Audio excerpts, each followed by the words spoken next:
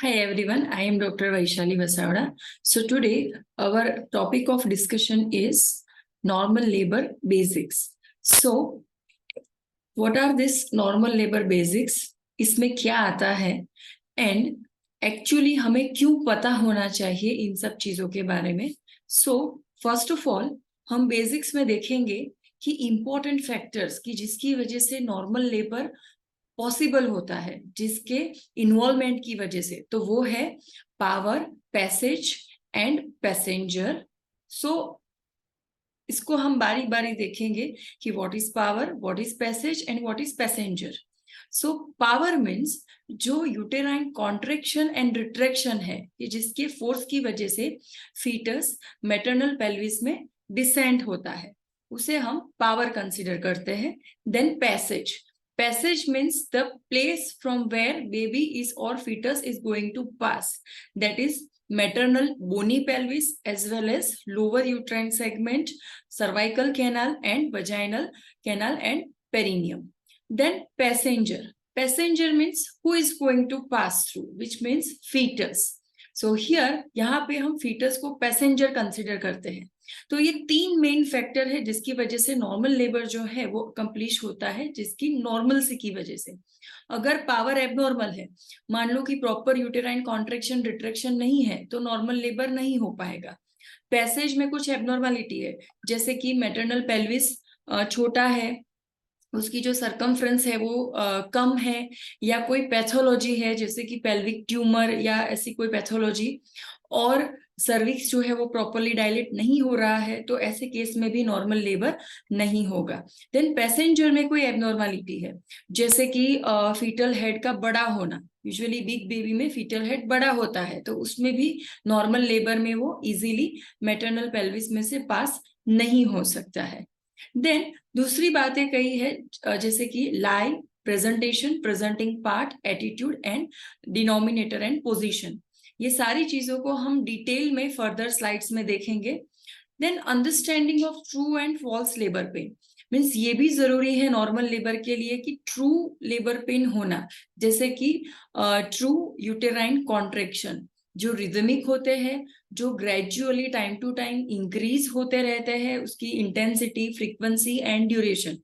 For example, initial first stage में uterine contraction की intensity mild होती है, यूटेराइन कॉन्ट्रैक्शन की ड्यूरेशन 30 सेकेंड होती है, और उसकी जो फ्रीक्वेंसी है वो एवरी 10 मिनट 2 यूटेराइन कॉन्ट्रैक्शन आते हैं. बट धीरे धीरे जैसे ही फर्स्ट स्टेज आगे बढ़ेगा, near to second stage labour पहुंचेगा, वैसे ही इन सब में इंक्रीज हमें इंक्रीजमेंट देखने को मिलेगा. जैसे कि यूटेराइन फ्रीक्वेंसी जो है वो every 10 minute 5 to 6 uterine contraction आएंगे. फिर उसकी जो ड्यूरेशन है वो 30 सेकेंड से बढ़ के 45 to 60 सेकेंड तक हो जाती है, एंड उसकी जो इंटेंसिटी है वो माइल्ड में से स्ट्रॉन्ग हो जाती है.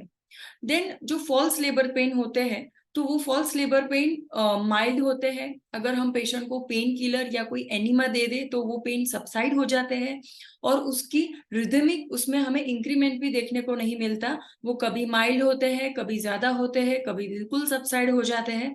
और मेन इंपॉर्टेंट चीज, ट्रू लेबर पेन के साथ साथ सर्वाइकल डायलिटेशन भी हमें देखने को मिलता है, जो फॉल्स लेबर पेन में नहीं होता है. तो ये डिफरेंस है true labour pain and false labour pain में. Now what is lie? So lie, the lie refers to the relationship of long axis of fetus to the long axis of the centralized uterus or maternal spine. सो यहाँ पे picture में आप देख पा रहे हो, जो फर्स्ट पिक्चर है जिसमें बेबी लॉन्जिट्यूडिनल लाई में है, उसकी जो लॉन्ग एक्सिस है वो यूट्रस में लॉन्जिट्यूडिनली प्लेस्ड है. उसके बाद सेकेंड एंड थर्ड डायग्राम में आप देखोगे तो उसकी लॉन्ग एक्सिस जो है वो ऑब्लिक डायरेक्शन में है, जो डॉटेड लाइन आप देख पा रहे हो यहाँ पे. देन लास्ट पिक्चर में जो है वो लाई जो है वो ट्रांसवर्स है, जो यूट्रस है, जो मैटरनल स्पाइन है वो लॉन्जिट्यूडिनल पोजीशन में है, लेकिन ये जो डॉटेड लाइन आप देख रहे हो वो ट्रांसवर्स है, विच मीन्स ये लाई जो है वो ट्रांसवर्स है. सो द मोस्ट कॉमन लाई जो होती है वो होती है लॉन्जिट्यूडिनल लाई, जो 99.5% पेशेंट में पाई जाती है. And the lie may be transverse और oblique as we discussed. Then sometime the lie is unstable until the labour sets in. Generally क्या होता है, जैसे ही 9 मंथ स्टार्ट होता है वैसे लाई फिक्स हो जाती है, जो ज्यादातर लॉन्जिट्यूडिनल होती है. लेकिन कई केसेस में मान लो किसी को पॉलीहाइड्रोमनिया है, एमनियोटिक फ्लूइड की मात्रा ज्यादा है, तो उसमें लाई जो है वो अनस्टेबल रहती है, कभी लॉन्जिट्यूडिनल, कभी ट्रांसवर्स, कभी ऑब्लिक, ऐसे. So when it become either longitudinal और ट्रांसवर्स, देन जब भी वो पेशेंट को लेबर स्टार्ट होता है तब कोई एक लाई वो फिक्स हो जाती है. तो और चीज ये भी है कि जनरली मल्टीपेरस जो वुमन होती है जिसकी सेकेंड और थर्ड डिलीवरी है, उनमें भी लाई जब तक लेबर पेन स्टार्ट नहीं होता तब तक अनस्टेबल होती है. Then next is presentation. So presentation means the part of the fetus which occupies the lower pole of the uterus, specifically pelvic rim, is called the presentation of the fetus. Accordingly, the presentation may be cephalic in case of 96.5%, podalic in 3%, or shoulder or other in case of 0.5%. When more than one part of the fetus presents, it's called compound presentation. So here हम uterus को दो part में divide करेंगे, upper segment and lower segment. जो upper segment जो externally अगर हम देखें तो अम्बेलिकस से ऊपर का पार्ट, और लोअर सेगमेंट में अम्बेलिकस से नीचे का पार्ट. तो जब भी फीटल हेड जो है वो टुवर्ड्स मैटरनल पेल्विस और लोअर सेगमेंट में होता है तो हम उसे कहेंगे cephalic presentation. And most of the case में अराउंड 96.5% केस में सेफेलिक प्रेजेंटेशन ही होता है, और नॉर्मल लेबर के लिए सेफेलिक प्रेजेंटेशन जरूरी है. अगर सेफेलिक प्रेजेंटेशन नहीं है तो वो लेबर नॉर्मली अकम्प्लिश नहीं हो पाएगा.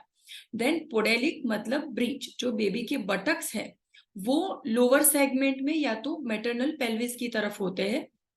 यदि कुछ केसेस में इस तरीके का प्रेजेंटेशन है तो उसमें भी ड्यूरिंग लेबर कॉम्प्लिकेशंस आ सकते हैं. और कई बार ऐसा होता है कंपाउंड प्रेजेंटेशन, मतलब हेड के साथ साथ एक हैंड, सिंगल हैंड या दोनों हैंड एक साथ मैटरनल पेल्विस में एंगेज हो रहे हो, या लेग्स के साथ दोनों हैंड एंगेज हो रहे हो, तो ऐसी कंडीशन में उसे कंपाउंड प्रेजेंटेशन कहा जाता है.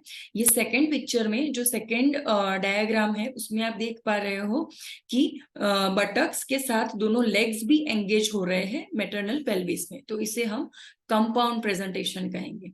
तो यहाँ पे आपको ये याद रखना है कि नॉर्मल लेबर के लिए प्रेजेंटेशन जो है वो सेफेलिक ही होना चाहिए. Then presenting part. So presenting part is defined as the part of the presentation which overlies the internal os and is felt by the examining finger through the cervical opening. Thus, in cephalic presentation, the presenting part may be vertex, which is very common, and brow or face. And depending upon the degree of flexion of the head, it may vary. So what happens here? So एक बार मान लो कि ये decide हो गया है कि cephalic presentation है, तो अभी भी ये कंप्लीट क्राइटेरिया फुलफिल नहीं होता कि नॉर्मल डिलीवरी होगी, क्योंकि यहाँ पे प्रेजेंटिंग पार्ट जो है वो भी वर्टेक्स होना चाहिए. तो क्या होता है ये प्रेजेंटिंग पार्ट? जो सेफेलिक प्रेजेंटेशन है उसका कौन सा पार्ट सर्वाइकल ओपनिंग के ऊपर आता है और कौन से पार्ट को हम हमारे फिंगर्स के द्वारा पर वजेनल एग्जामिनेशन में पाल्पेट करते हैं, वो पर्टिकुलर पार्ट जो है वो प्रेजेंटिंग पार्ट होता है. और सेफेलिक में अलग अलग पार्ट बताए हैं, जैसे कि vertex, face and bro. Depend करता है कि हेड कितना फ्लेक्स्ड है और कितना एक्सटेंडेड है. और यहाँ पे नॉर्मल लेबर होने के लिए वर्टेक्स प्रेजेंटेशन जरूरी है. अगर वर्टेक्स नहीं है तो फिर अगेन वो डिलीवरी होने में डिफिकल्टी हो सकती है. उसके बाद इंपॉर्टेंट पॉइंट है एटीट्यूड. सो एटीट्यूड का मतलब क्या होता है? The relation of the different parts of the fetus to one another is called attitude of fetus. And universal attitude is that of flexion.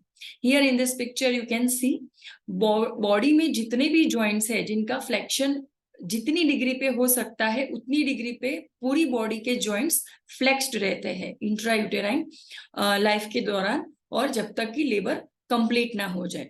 तो यहाँ पे यूनिवर्सल फ्लेक्शन जो है वो नॉर्मल एटीट्यूड है. उसके बाद आता है डिनोमिनेटर. तो अभी हमने देखा कि लॉन्जिट्यूडिनल लाई है तो नॉर्मल डिलीवरी है, सेफेलिक प्रेजेंटेशन है तो नॉर्मल है, उसमें भी वर्टेक्स प्रेजेंटिंग पार्ट है, देन इट इज कि नॉर्मल डिलीवरी इजीली हो जाएगी.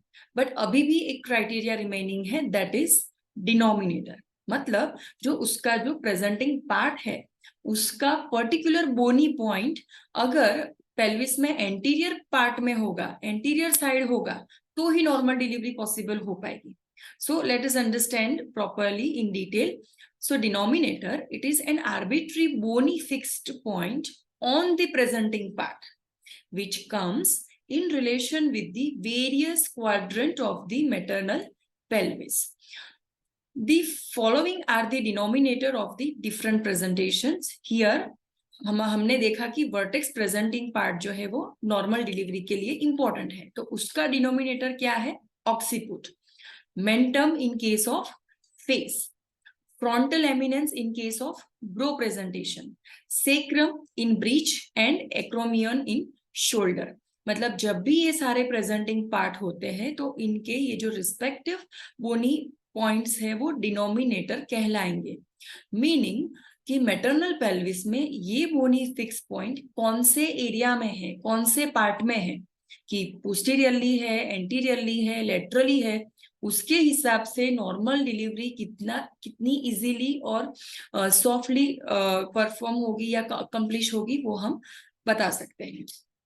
सो here next is position. So position में हम देखेंगे कि कैसे डिनोमिनेटर डिफरेंट क्वाड्रेंट में सेट होते हैं. So position, it is the relation of the denominator to the different quadrants of the pelvis. So in this picture you can see the hard or oval shaped bony pelvis or true pelvis inlet. उसे हमने 8 part में divide किया है. जो upper portion है, जो नीचे की ओर से आप देखोगे तो वो है सिम्फाइसिस प्यूबिस वाला पोर्शन, एंड बैक साइड में जो अपर पोर्शन दिखाया हुआ है वो है सेक्रम. तो जो भी नियर टू प्यूबिक सिम्फाइसिस है वो सारे पोजीशंस नॉर्मल डिलीवरी के लिए नॉर्मल कहे जाते हैं. आई मीन क्राइटेरिया में माना जाता है कि वही पोजीशंस होनी चाहिए. So for descriptive purpose, the pelvis is divided into equal segment of 45 degree to place the denominator in each segment.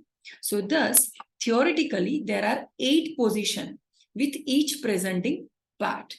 So here you can see these are posterior portion and occiput. If occiput is laying here, like occipito-posterior or left occipito-posterior or right occipito-posterior, तो meaning कि normal delivery में थोड़ी difficulty आ सकती है या तो नहीं भी हो सकती है. Then this is lateral and two side, right lateral and left lateral, then right occipito anterior, left occipito anterior and occipito anterior. तो ये जो 5 पोजीशंस है उसमें नॉर्मल डिलीवरी इजीली कंडक्ट हो सकती है. So here anterior, posterior, right or left position is referred in relation to maternal pelvis and with the mother in erect position. Vertex occupying the left anterior quadrant of the pelvis is the most common one and it is called as left occipito-anterior. And left occipito-anterior, this is the first vertex presentation, and right occipito-anterior, it is the second vertex. Means उसके बाद के जो cases है उसमें ROA होने के chances ज्यादा होते हैं.